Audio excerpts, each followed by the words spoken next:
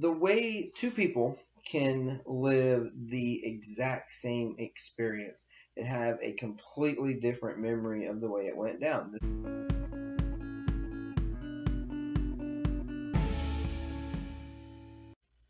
Good day, everybody, and welcome to this week's episode of Monday Morning Moments with Mark. I hope this finds you well, and a happy Memorial Day to everyone out there celebrating.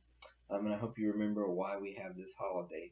So, actually, as you saw in the open, we want to talk this week a little bit about memories, and I'm going to tie that into a little bit of the holiday itself. I don't want to get too much into that, but just talking about how to help shape our memories and everything. So, but before that, we always have to have the funniest thing, and the funniest thing this week, yet again, comes from my good buddy Josh. And first, I want to thank him for the help that he gives me with helping out my son's football team, setting up sideline equipment stuff.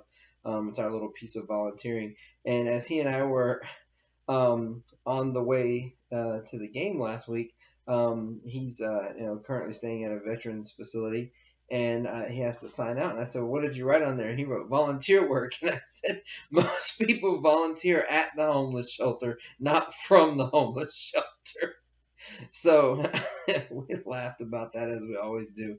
But again, I just want to tell him thanks for his help and all of that, and I really do appreciate it. So, and talking about memories and what direction of memories did I want to go in?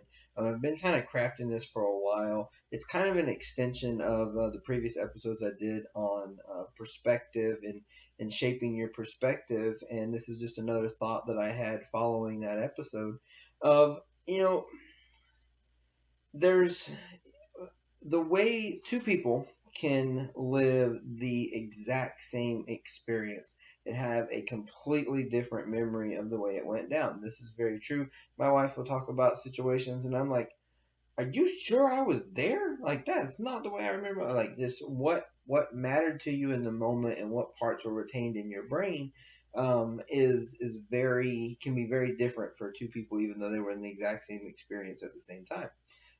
This one part of what helps shape that is can be related to um, basically like a pain scenario. So if something was painful, and not necessarily in the sense of like hurtful, but that maybe it triggered something in your subconscious or whatever, and made a way and so that it stuck with you in the kind of way that pain does.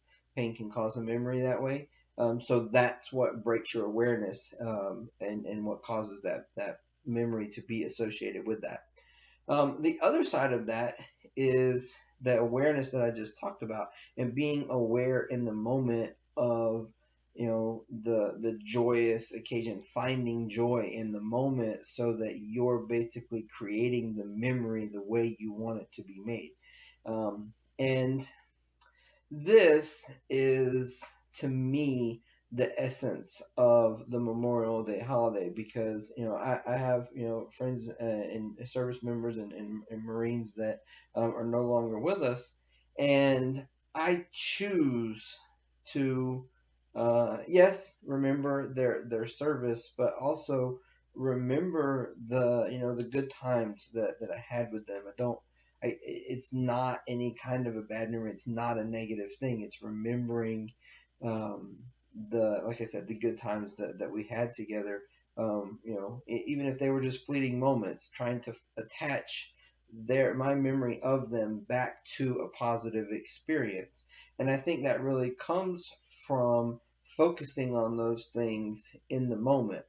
And to relate this all back to the science of happiness and living a happy and flourishing life, it's twofold. One, if you're focusing on the positive aspects of a moment, then you're able to find joy a lot easier in the moment, and be happy with less in the moment. You find the gratitude for the smaller things, being able to notice the little intricate details.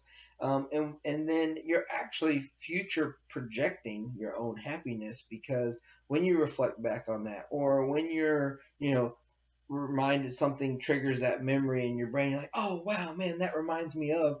When you see that moment,